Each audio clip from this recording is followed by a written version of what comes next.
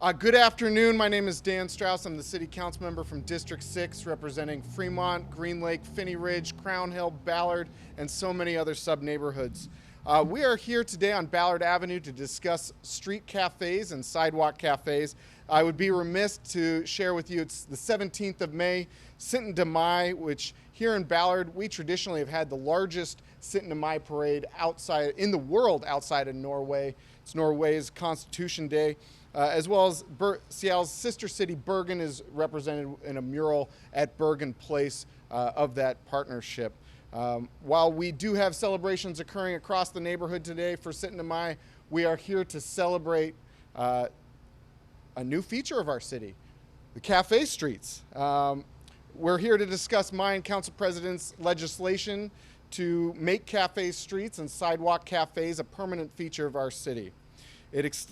This bill that is before the full council this afternoon extends free sidewalk, curb space, vending, and cafe permits for an additional year for a free cost, so no cost to the business owners, and establishes the permitting pathways and what SDOT needs to do as far as outreach and engagement to make this a permanent permit for perpetuity. What is important to understand about this legislation is we took a pilot program, and before a pilot program can become a permanent feature of our city, we need to have this interim moment where we reflect on what's worked well, what hasn't worked well, and make those changes to ensure that in the future we have a permit and a proposal that meets everyone's needs and meets all ages and abilities for our residents. This legislation creates the pathway to permanency. By outlining which outreach needs to occur. They will be presenting a proposal to council in December of 2021. They could have spent this last year doing this outreach necessary to create a permanent proposal. However, they spent their time issuing permits. And I applaud this effort because that means more businesses throughout Seattle have these sidewalk cafe permits and sidewalk cafe permits than if they had been doing this outreach. So we now have more time to do the needed outreach, and SDOT has been focused on getting these permits out the door. When our pandemic hit, our businesses were thrown into turmoil. They were forced to shut down and having to change how they do business on a day's basis, depending on public health guidelines. These pergolas and sidewalk cafes provide a moment of consistency for businesses to be able to operate in changing health conditions. Last year, they had to capitalize on good weather throughout the winter. More structures like these have come to place. And what was not clear is how long would these permits last? And so today, we're here to say we want them here forever.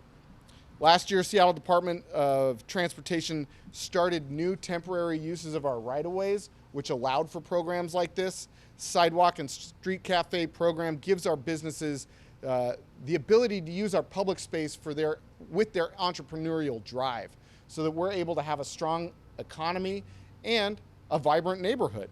As we look towards a permanent program, we need to address how much these permits will cost and and how they're set up so that all ages and abilities can use them. Businesses need certainty, and that is the desire of the legislation before us today at City Council. We need to make sure that businesses know that they can operate in inclement weather, when it's rainy, when it's cold, and then also they need to have the certainty to know that the investments they make in these structures will be able to last enough time for them to have a return on their investment. And so this summer will be the first full summer that we have street cafes, and I am so excited to see how our businesses use this opportunity to make our city more vibrant and exciting. In Ballard specifically, Ballard Avenue is also used by the farmers market, and I have to applaud Doug and all of the businesses along Ballard Avenue for looking at how we share space. The farmers markets use these pergolas during the farmers market period and then are converted back to business operations. Public space is just that, public, and this is an example of how we can have multiple different uses in our public space and give businesses in the farmers market the certainty they need to survive. I'm proud of how our city has responded to our pandemic, and there is more work to be done. Along with the pathway to make street cafes a permanent feature in our city, we will be hosting a design charrette with many stakeholders on how we make Ballard Avenue's Café Street even better and how we get it to a pathway to permanency. I hope that every neighborhood in this city gets to have a street dedicated to business. And I hope that, and what we are endeavoring to do in this design charrette is to make the process replicable so that once we do it here in Ballard, it can be done all across the city. Through this last year of uncertainty, we have continued to plot a pathway forward for equitable recovery with the certainty that businesses need to be successful. We'll now hear from businesses about how they've been impacted. And before we do so, I just want to take a moment to thank Elliot Helmbrick and Sabrina Beaulieu from the Mayor's Office, Elise Nelson and her entire public space team and Director Zimbabwe of SDOT, Amanda Pleasant-Brown and Calvin Chow of City Council staff, Mike Stewart and Devin Reynolds of the Ballard Alliance, Doug Farr of the Farmers Market, Anna Zibarts for keeping our focus on all ages and abilities, and every single business owner that has made this a success. As I said to the group behind me many times over, the city got out of the way, the city provided the permits, and the businesses did the rest. The local businesses made this a success. And so we'll be hearing today from Mike Stewart of the Ballard Alliance, followed by Max Genereaux from Hattie's Hat and Sunset Tavern, followed by Hannah Carter from Bitterroot Barbecue, then Doug Farr from the Seattle Farmers Market Association, and Anna Zibarts of Disability Rights Washington, and then I will come back to close us out. Thank you all. Let me find my mask.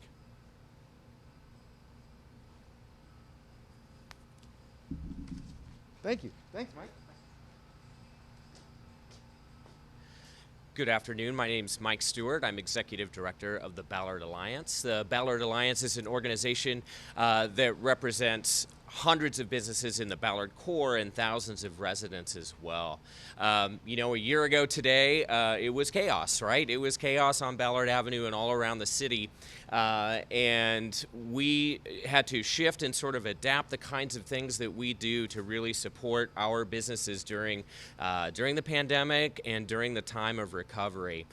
Certainly, it is a well-known fact that the economic consequences from the pandemic were significant. And for restaurant owners and for retail owners alike here on Ballard Avenue, it was an absolute struggle with a lot of the regulations that were in place to be able to bring businesses inside. So this opportunity to create these outdoor spaces, to use our existing infrastructure and then create new infrastructure to allow restaurants to expand and have safe outdoor seating was absolutely amazing. And on the retail side, to be able to have merchandise displays as well.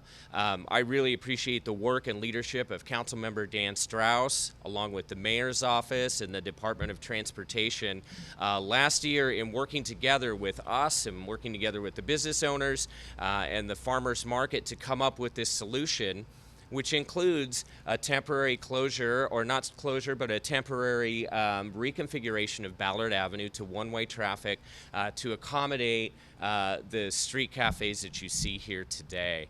The results have been hugely successful, and I just can't emphasize enough how important it was for these businesses to have this opportunity to expand outside and be able to recover, not wholly, but make it through the pandemic, make it through 2020, and as we are in 2021, particularly excited about this legislation because it gives certainty to these businesses that they know that they're going to be able to continue to operate. And even though we hope that we are in the waning days of this pandemic, we also know that there was a lot of time and a lot of finances, frankly, that were lost. So this ability to continue it provides not only certainty to stay open, but also a great opportunity to be able to recover some of those losses from last year and early this year. Ballard Avenue is unique, and it's an amazing space, and there's really this great symbiotic relationship between the restaurants, between the retailers, and also with the Ballard Sunday Farmers Market. Together, those things, I think, make an incredible environment. And by supporting any one of those, If you're supporting the market, you're helping the restaurants. If you're supporting retailers, you're helping the restaurants. So it all just really works together. And I think we've seen now, we have a very great case study of seeing how well this works in our community. So we're excited. I'm excited to be able to continue working with the council member, our business owners in the farmers market as we take the next step and start to look at what Ballard Avenue could look like in the future. Thank you.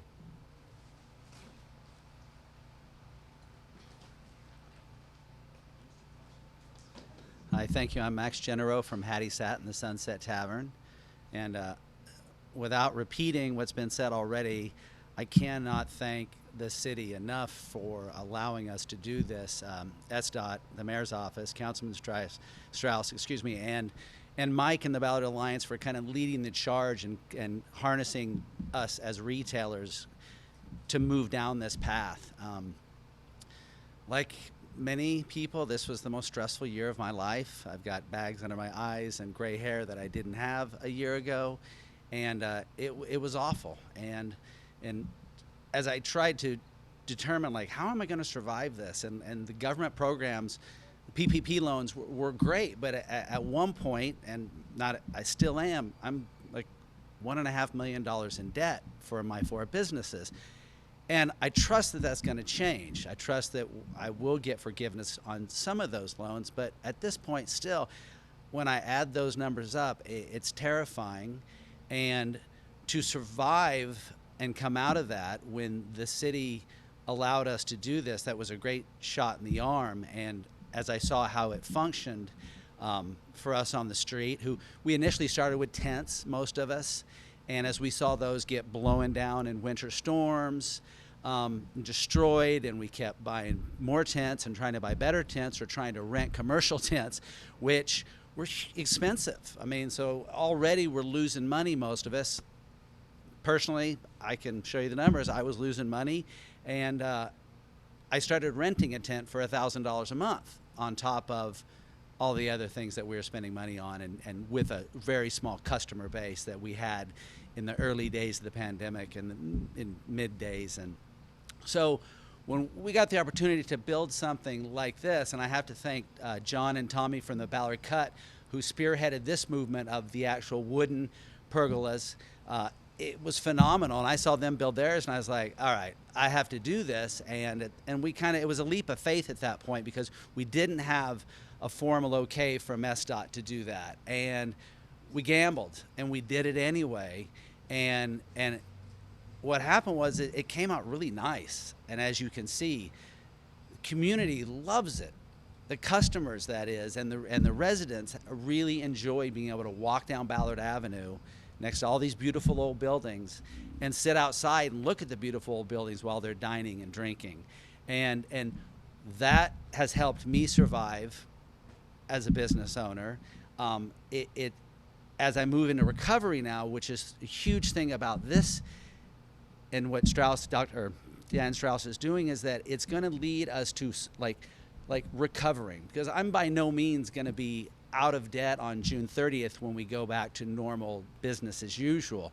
I have a lot of making up to do, and a lot of debt to repay, and if I can get back to having full capacity inside of Hattie's as well as extra capacity outside of Hattie's, those numbers and those increased sales will help me do that. I'm counting on it, and looking forward to it. Actually, I feel confident in all of this, that with all of these things going on, and the ability to have outdoor seating and have a street cafe, I'm going to be okay. And a year ago, I didn't know that.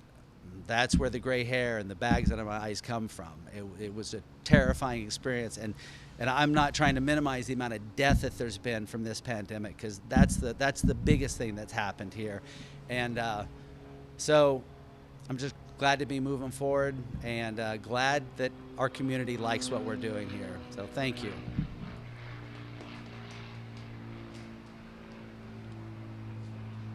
Hello, my name is Hannah Carter. I'm the co-owner of Bitterroot in Mammoth as well. And I'm going to echo everything that Max just said. It was absolutely a terrifying year, and it's been full of a lot of pivoting every which way. These cafes are very much part of that, and this iteration is by far the best. I had a tent that was against that window at one point across the street during a storm. It was very terrifying and expensive. And so we have been through a lot, and I think that's pretty well established at this point. But I think the one thing that has been a big takeaway is just we've been stuck doing all of this pivoting and takeout and delivery, so we're just putting food in boxes and sending them with drivers or not really getting to see people's faces. And we're in the hospitality industry, and we're a place that people come together. And I have to say, it's so lovely to have these outside structures that make our customers feel safe and comfortable to come back out, re-engage with their friendships, and really start to heal together as a community as we're coming out of this. And so I just want to say that I'm incredibly appreciative that we have this opportunity. I see it as a way forward permanently in the future and being part of our community, and I'm so excited to see all of our community back out and see their smiling faces safely and comfortably out on the street. So, thank you.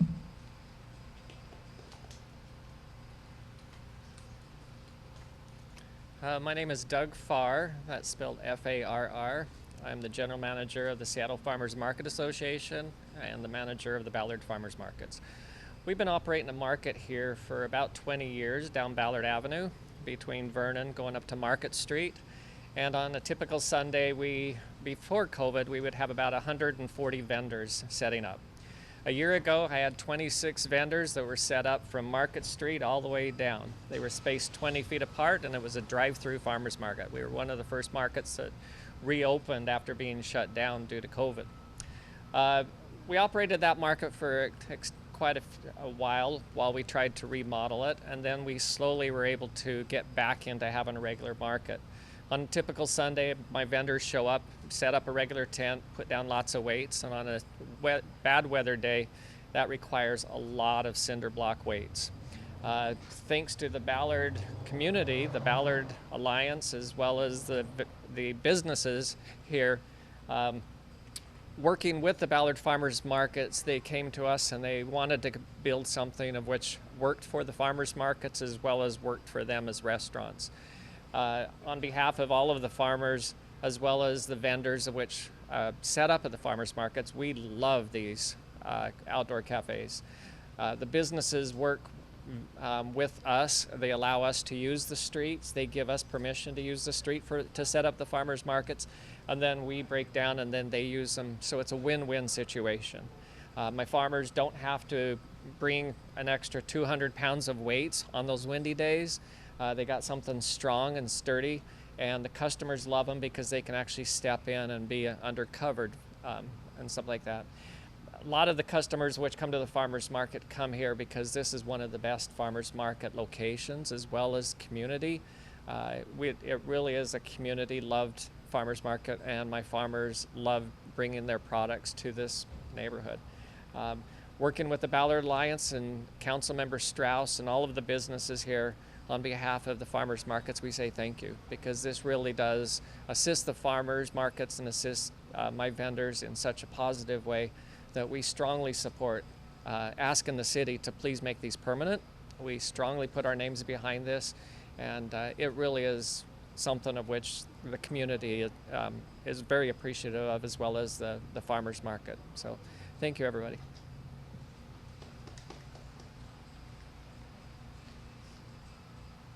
Hi, Anna Zibarts. I'm the director of the Disability Mobility Initiative at Disability Rights Washington, and that's ANNAZIVARTS. And I'm excited to be here today because Café Streets allows us to start to dream about all the exciting things we can do on our streets, all the exciting ways that the public right-of-way can be used that aren't just parking cars and driving cars. And for those of us in the disability community who can't or don't drive, having access to thriving local businesses in our community is really a wonderful and important thing. At the same time, we need to remember that the sidewalks are, for those of us who can't drive and for those of us with mobility disabilities, often our only option to get around. And when they're blocked for whatever reason or inaccessible, when they're not maintained, we lose that access. And so we're excited about this program. We were excited to partner with SDOT last year to create a video to educate cafe and other business owners about the responsibilities and the guidelines for how to set up these cafes in a way that they don't block access to folks with disabilities. And we just encourage folks to be familiar with those guidelines, to follow those guidelines, because it is so important to keep our streets accessible so that all of us can get around our communities and enjoy them. Thanks.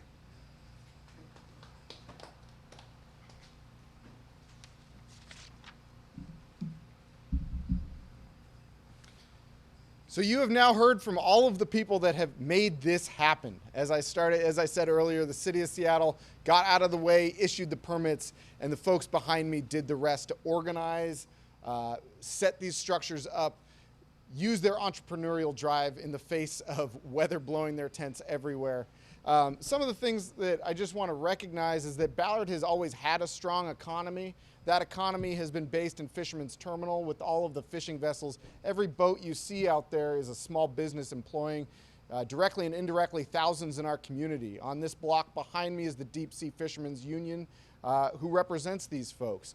And as Ballard has changed and our Market Street has moved from just being at Fisherman's Terminal to being at Fisherman's Terminal and on Ballard Avenue, this program before us, we have an opportunity to really shape the way that we use our streets. We have the pathway to make street cafes a permanent feature of our city. We have the entrepreneurial drive of business owners to make this a success. And now we have the certainty businesses need to thrive and succeed. With this certainty, I'm excited to see how our small businesses shift this summer to be ready for winter and be able to set their pergola stake permanently in the future. Council President would have been with us but as many of you know, there has been a death in the family. One of the reasons that Council President Gonzalez was key in this legislation is because her family and her knows specifically the needs of restaurateurs and the importance of this legislation. So I won't say anything more other than happy Sitten Mai to all of my Norwegian family in the city. And for all of those who are Norwegians just for today, thank you all for coming out. And also thank you to award-winning Seattle Channel for coming out today as well. Thank you. Are you thinking about are you thinking about expanding this to other areas that are maybe not within the pilot program and not within this expansion? Other zones in the city that may have businesses that would benefit?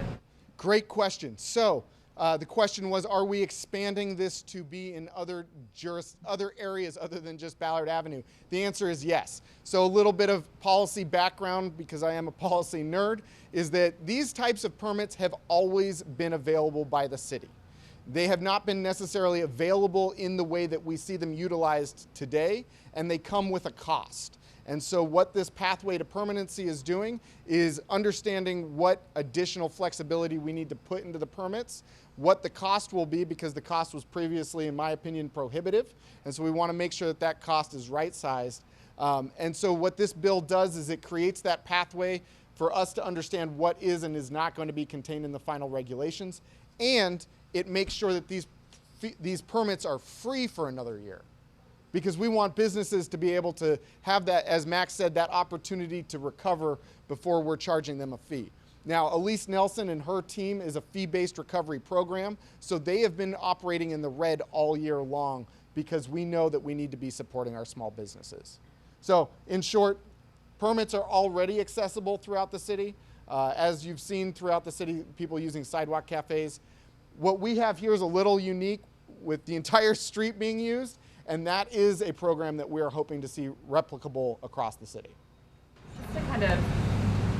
Just to expand on that then, when you say the Café Streets for this the extension for the year, are you only talking about this one or any place that has a sidewalk outside area right now?